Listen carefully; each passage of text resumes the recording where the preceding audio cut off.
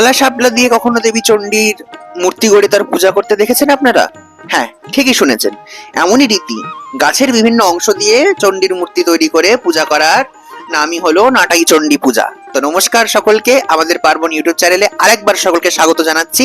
অগ্রহায়ণ মাস পড়ে গেছে, চলে এসেছে নাটাই চণ্ডীর পূজা। নাটাই চণ্ডীর পূজা সংক্রান্তে আমরা আলোচনা করব তো অবশ্যই। তার আগে বলে রাখি, বাংলাদেশে কিন্তু প্রচন্ড ভাবে প্রচলিত নাটাই চণ্ডীর ব্রত। তো সবার আগে যেটা বলার, দুর্গা কালী চণ্ডী এই দেবীর ত্রয়া চতুর্বর্গ প্রদা। আলোচ্য বিষয় যেখানে অগ্রহায়ণ মাস, সেখানে নাটাই চণ্ডী পূজার কথা উল্লেখ করব না তা তো হতে পারে না। বিলুপ্ত প্রায় ব্রতের মূল প্রকাশ কিন্তু পূর্ববঙ্গে।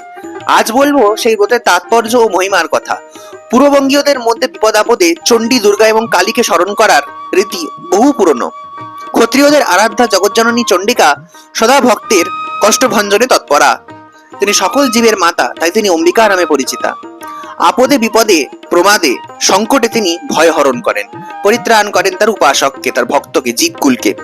ব্রতকথায় পাই, ভক্তি ভরে যেবা করে চণ্ডিকার ব্রত, মনের মানুষ তার পুরে সুনিশ্চিত। অর্থাৎ দেবী চণ্ডিকা চতুর্বর্গদাত্রী। আবার দয়াময়ী, দয়াবতী, অধম জনের গতি, তার পদে সহস্র প্রণতি, এও আমরা ব্রত কথায় পাই। আগেই বলি, ব্রত কথার অর্থ নিয়ম। এটি আমার আগেই বলা উচিত ছিল। নিয়ম শৃঙ্খলা এবং সংযমকেই ব্রত বলা হয়, এবং প্রত্যেক পূজায় ব্রত ধারণ করা অত্যন্ত গুরুত্বপূর্ণ। এবং আমরা এটাও বলে রাখি, আপনারা হয়তো জানবেন, শরৎকালের দুর্গাপুজোকে তাই মহাব্রত বলা হয়। পূজা কোনো খেলার বিষয় নয়। পূজায় সংযম অত্যন্ত গুরুত্বপূর্ণ। যে পূজায় সংযম নেই, সেই পূজার কোনো লাভ নেই, সেই পূজার কোনো ফল নেই, সেই পূজা দূষিত, সেই পূজা তৎক্ষণাৎ ভঙ্গ হয়ে যায়। তাই পূজার ক্ষেত্রে প্রথম উপাচার হলো ব্রত ধারণ করা, অর্থাৎ সংযম, যা বিনা কোনো পূজাই ফলপ্রসূ হয় না। এবার আসি এই ব্রত পূজায়, নাটাই চণ্ডী ব্রত পূজায়, যার নাম নাটাই পূজা। নাটাই বা নাটাই চণ্ডী পূর্ববঙ্গীয়দের কাছে চণ্ডী পূজার জনপ্রিয়তার নিদর্শন বহন করে চলেছে বহুকাল ধরে। মার্গশীর্ষের প্রতি বুধবারে বা যে কোনো 3টি রবিবারে নাটাই চণ্ডী পূজিতা। গৃহ আগিনায় শিব সন্ধ্যায় পূজিতা হন দেবী নাটাই চণ্ডী। দেবীর পূজার 4 রকম নিয়ম লক্ষ্য করা যায়। প্রতি বুধবার বা যে কোনো 3টি রবিবার, 4টে রবিবার, আবার প্রথম রবিবার, এই 4 রকমের নিয়ম আমরা দেখতে পাই। কোথাও কোথাও আবার বৃহস্পতিবারেও এই ব্রত পালন করা হয়। তবে সবচেয়ে বেশি প্রচলিত হলো যে কোনো 3টি রবিবার। আবার কোথাও কোথাও শেষের 3টে রবিবার, আবার কোথাও কোথাও প্রথম 3টে রবিবারও বেছে নেওয়া হয় ব্রত পালনের জন্য। পুকুর কাটার নিয়ম সম্মিলিত হয় কোনো কোনো ক্ষেত্রে। আরো কিছু ব্যতিক্রমী নিয়ম রয়েছে এই পূজার। প্রথমেই বলি, দেবীর নৈবেদ্য উৎসর্গের 2টি রীতি রয়েছে। কচু পাতায় নৈবেদ্য সাজিয়ে দেওয়া হয় নৈবেদ্যের থালি হিসেবে। কেউ 2টি সাজায়, সেক্ষেত্রে এক একটি থালা তৈরি করা হয় 7টি কচু পাতা দিয়ে, অর্থাৎ মোট 14টি পাতা লাগে। আবার যারা একটি সাজান, তাদের জন্য 21টি পাতা লাগে। ফল মিষ্টি দিয়ে নৈবেদ্য তো থাকেই, তবে কচু পাতার থালার উপর যায় বিশেষ নৈবেদ্য, অর্থাৎ পিঠা। আমি আগেই বলেছি, খাদ্যাভ্যাসে অত্যন্ত গুরুত্বপূর্ণ ভূমিকা পালন করছেন চণ্ডিকা, এবং এইখান থেকে অগ্রহায়ণ মাস থেকেই পিঠে পুলি শুরু হয়, কারণ এই সময় নবান্ন হয়, নতুন ধান ঘরে ওঠে। সেই ধান দেবীকে নিবেদন করে শুরু হয় সেই ধান গ্রহণ। লবণহীন ও লবণযুক্ত 2 ধরনের পিঠেই বানানো হয়। একটাতে লবণহীন পিঠা রাখা হয়, আর একটিতে লবণযুক্ত পিঠে রাখা হয়। যারা একটি থালা বানায়, তারা একটির মধ্যে 2টো পিঠে রেখে দেয়, 2 রকমের পিঠে রেখে দেয়। পূজার অনিবার্য অঙ্গ হলো দুর্বা, বেলপাতা, পদ্ম ও জবা। বাংলাদেশের জাতীয় পুষ্প শালুকও আমরা প্রয়োগ হতে দেখি এই পুজোয়। ষোড়শ উপাচারে তো থাকবেই এই পুজো। কোনো কোনো ক্ষেত্রে দেবীর বিশেষ মূর্তি নির্মাণ করা হয়। ব্রত যে করে সে মূর্তি বানায়। এই মূর্তির বৈশিষ্ট্য হলো, এ কোনো ধাতু, প্রস্তর বা মাটির মূর্তি নয়। কচু গাছ, কলা গাছ, আম পাতা, বেল কাটা, খেজুর পাতা, দোলন চাপা ফুলের পাতা, কুশ গাছ দিয়ে তৈরি করা হয় নাটাই চণ্ডীর মূর্তি। মূর্তি দেখতে কিছুটা কালীর মতনই হয়। পূজা শেষে সেই মূর্তি বিসর্জন করার নিয়ম। এই পূজা প্রচলনের ক্ষেত্রেও দেবী বেছে নিয়েছেন বৈশ্য সমাজকে, বণিক পুত্র ও বণিক পুত্রীকে। আবার ক্ষত্রিয় রাজার পুত্র ও পুত্রীর দ্বারাও ব্রতের প্রসার ঘটে এই ব্রতের, অর্থাৎ ক্ষত্রিয় এবং বৈশ্য। ক্ষত্রিয় তো আমি আগেই বলেছি, চণ্ডিকা ক্ষত্রিয়দের আরাধ্যা, বৈশ্যদেরও আরাধ্যা, কারণ এখানে দেবী চতুর্বর্গ দাত্রী, ধর্ম অর্থ কাম মোক্ষ। ব্রহ্মচর্য পালন এই পূজার অবশ্য কর্তব্য। আরো নানান বৈচিত্র্য আছে বঙ্গদেশের নাটাই মায়ের পূজা পদ্ধতিতে। তাম্বুলিরা অর্থাৎ পান চাষিরা দেবীকে উৎসর্গ করেন এই সময় প্রথম পান অর্থাৎ তাম্বুল। রয়েছে পিঠে উৎসর্গ করার রীতি। সাত্ত্বিক আহারই শ্রেষ্ঠ এবং ব্রতের দিন তাই গ্রহণ করা উত্তম, তাই এই পূজায় ব্রতধারিণী ও ব্রতধারী করেন সাত্ত্বিক আহার। তো এবার আমরা ব্রত কথায় আসি। এক দেশে এক সদাগর স্ত্রী, একটি ছেলে আর একটি মেয়েকে নিয়ে নিবাস করতেন। সে বেশ আনন্দের সঙ্গেই দিন কাটাচ্ছিল। এমন সময় হঠাৎ তার স্ত্রী মারা যায়। সদাগর তখন তার ছোট ছোট ছেলে মেয়েদের নিজে মানুষ করতে পারবে না ভেবে আবার বিবাহ করেন। সদাগরের নতুন স্ত্রী এলো বটে, কিন্তু সদাগরের ছেলে মেয়ের এতে কোনো সুবিধে হলো না। সৎ মা তাদের মোটেই দেখতে পারতো না, চক্ষুশূল, কেবল তাদের উপর অত্যাচারই করতে লাগলো। সদাগর সবই দেখলো, কিন্তু তার স্ত্রীকে কিছু বলতে পারলেন না। এইভাবে কিছুদিন কেটে যাওয়ার পর সদাগর দেখলো যে এইভাবে তো আর দিন চলবে না, বাণিজ্য যাত্রায় বেরোতে হবে বজরা নিয়ে। কিন্তু তার খুব ভাবনা হলো ছেলে মেয়ে দুটোর জন্য। সে বেশ বুঝতে পারলো যে তার স্ত্রী তাদের না খেতে দিয়ে মেরে ফেলবে। তখন সে স্থির করলো যে তার ছেলে মেয়ে বাড়িতেই থাকুক আর তাদের একটু ভালো করে খাওয়া দাওয়া যাতে হয়। তাই তার জন্য সে তার বন্ধু এক ময়রা এবং একজন গয়লাকে দিয়ে বলল, ভাই আমি বাণিজ্যে যাচ্ছি, আমি যতদূর না ফিরি ওরা যা চায় ওদের খেতে দিও, আমি ফিরে এসে তোমাদের সব টাকা মিটিয়ে দেবো। ময়রা এবং গয়লা দুজনেই সদাগরের কথায় রাজি হয়ে গেলেন। সদাগর তখন তার ছেলে মেয়েকেও বলে দিল যে তাদের খিদে পেলে তারা যেন তাদের কাছে গিয়ে খাবার খান। এই ব্যবস্থা করে সদাগর বাণিজ্যে চলে গেলেন বজরা নিয়ে। সদাগর বাণিজ্যে বেরিয়ে যাবার পর তার স্ত্রী তার সতীনের ছেলে মেয়েদের উপর অত্যাচার করতে লাগলেন আরো বেশি করে। তাদের পেটে খাবার পড়তো না ঠিক মতো, উপরন্তু খুব খাটাতে লাগলো তাদের বিমাতা। গরু নিয়ে তাদের রোজ মাঠে যেতে হতো চড়াতে, কিন্তু তারা সন্ধ্যের সময় ফিরলে তাদের পেট ভরে খেতে দেওয়া হতো না।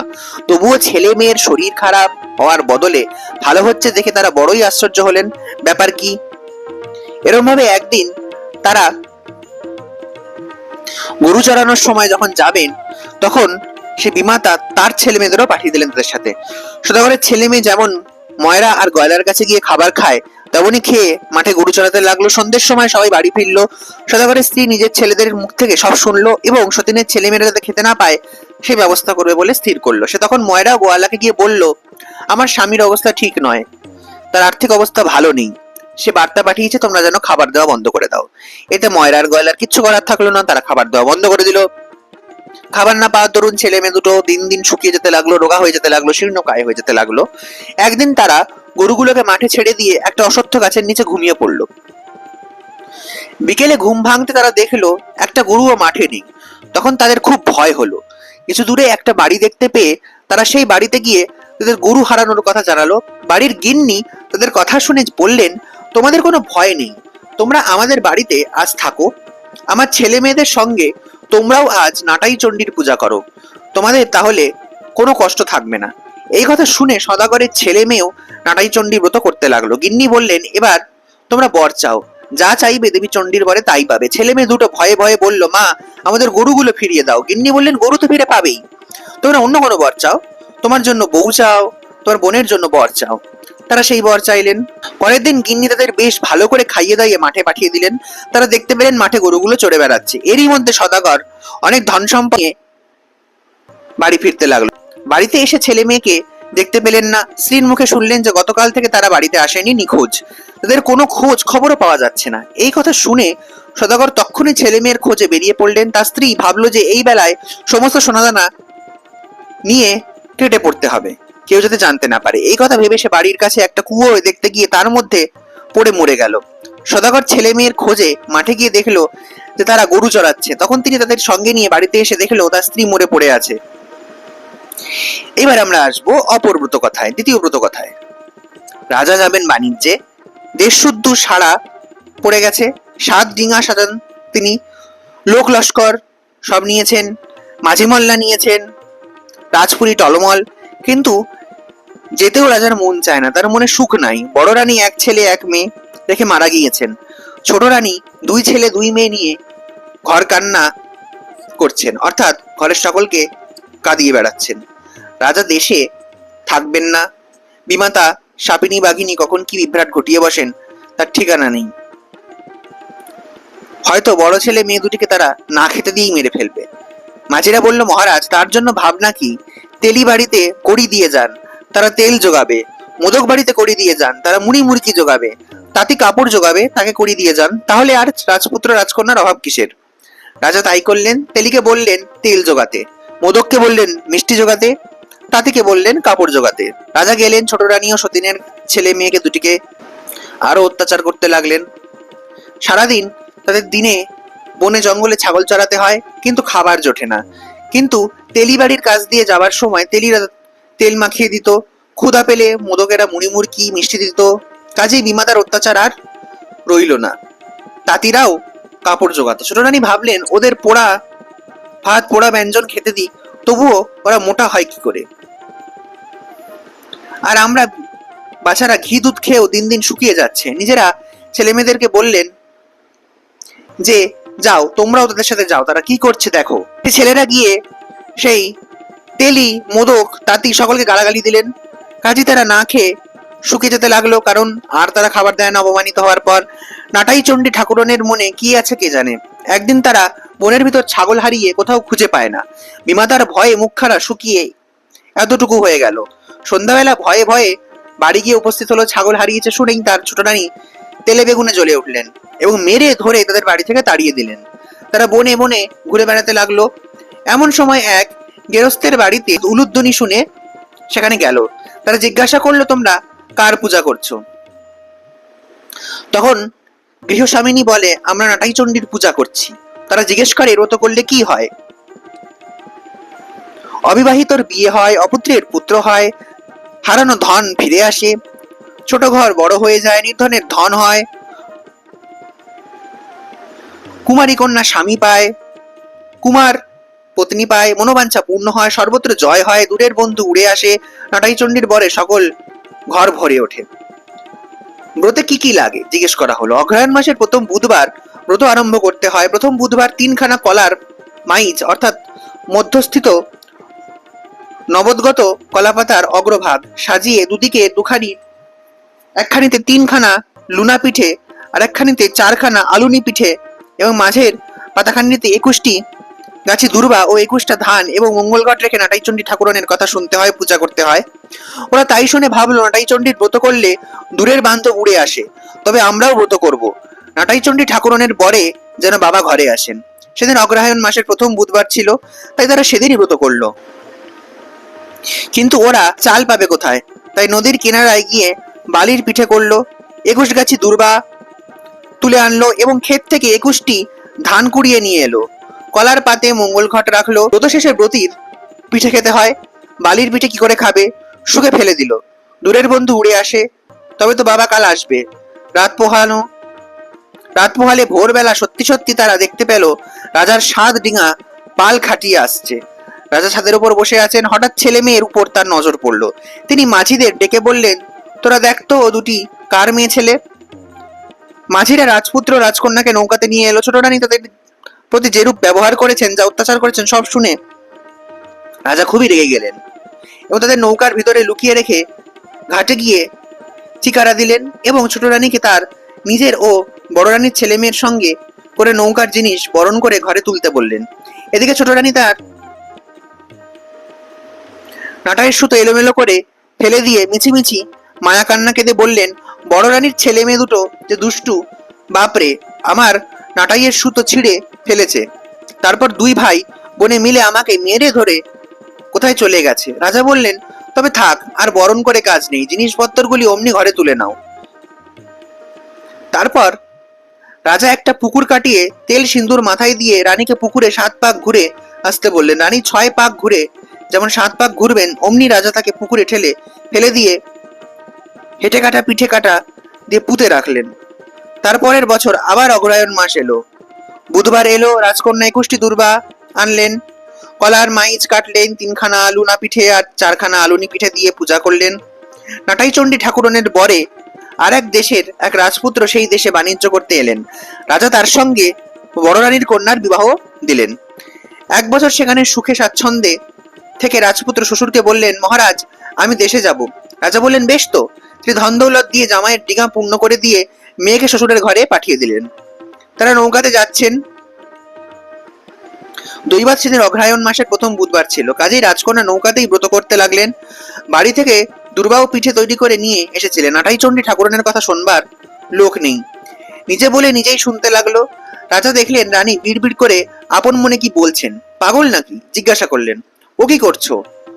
তখন রাজকন্যা বললেন, আমরা নাটাই চণ্ডীর ব্রত করি, সেই ব্রতই আজকে করছি। এ ব্রত করলে কি হয়? অবিবাহিতর বিয়ে হয়, অপুত্রের পুত্র হয়, হারা ধন ফিরে পায়, ছোট ঘর বড় হয়, নির্ধনের ধন হয়, বড় ঘরে ছোট বর পায়, মনোবাঞ্ছা পূর্ণ হয়, সর্বত্র জয় হয়, দূরের বন্ধু উড়ে আসে, নাটাই চণ্ডীর বরে সকল ঘর ভরে ওঠে।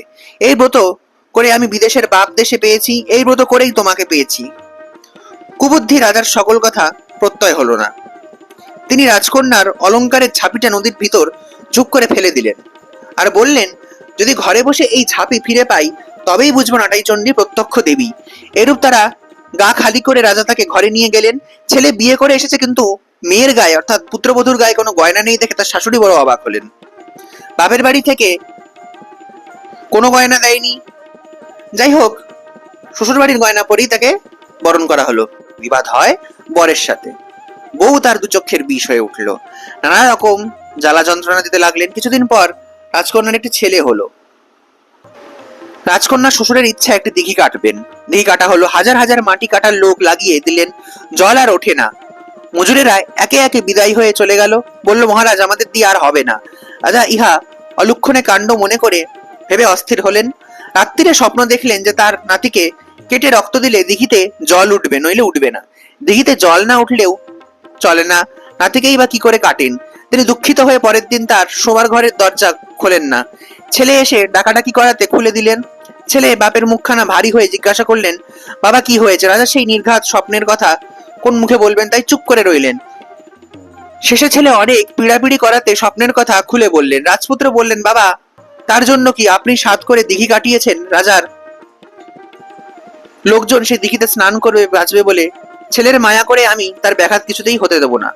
বুড়ো রাজাও শেষে সম্মত হলেন এবং ছেলের ভাত এবং পুকুর উৎসর্গ করার দিন পাঁজি দেখে ঠিক করলেন। সেদিন ভারী ঘটা, কত বামুন পণ্ডিত, কত হাজার হাজার লোকজন নেমন্তন্ন হয়েছে, কিন্তু জেলেরা জাল ফেলে একটাও পুঁটি মাছ পেলেন না। এখন তো যার যায়, উপায় কি? এদিকে নাটাইচণ্ডী ঠাকুরন বুড়ির রূপ ধরে পাকা চুল, সিন্দুর, চওড়া কস্তা পেড়ে, শাড়ি ও শাখা পরে আর এক গাল পান চিবোতে চিবোতে রাজকন্যাকে এসে বললেন, বউ, তুই বল না যে আমি বাপের বাড়ি থেকে আসবার সময় যে গাং দিয়ে এসেছিস, গাঙে একবার জাল ফেলো। বউ সে কথা শাশুড়িকে জানালেন। তিনি তো প্রথমে সে কথা গ্রাহ্যই করলেন না। অবশেষে বুড়ো রাজা শুনে ভাবলেন, একবার চেষ্টা করে দেখতেই বা বাধা কোথায়। জেলেদের পাঠিয়ে দিলেন। ওমা, জাল আর টেনে তোলা যায় না। অনেক টানা হ্যাঁচড়া করে তুলে দেখতে পেল প্রকাণ্ড একটা রাঘব বোয়াল উঠেছে। এত বড় মাছ কাটবে কে? আর সকলে পরাভব মানালে। নাটাইচণ্ডী ঠাকুরন আবার এসে রাজকন্যাকে বললেন, বউ, তুই কাটগে।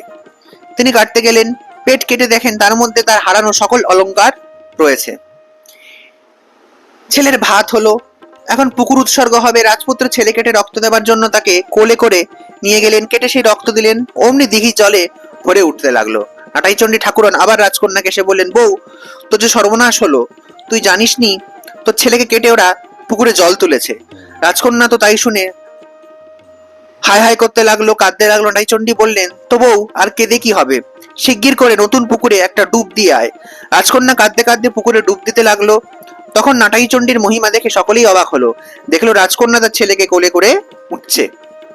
সকলে অবাক হয়ে তাকে জিজ্ঞাসা করলো, কি করে এরূপ হলো? রাজকন্যা নাটাইচণ্ডীর কথা বললেন।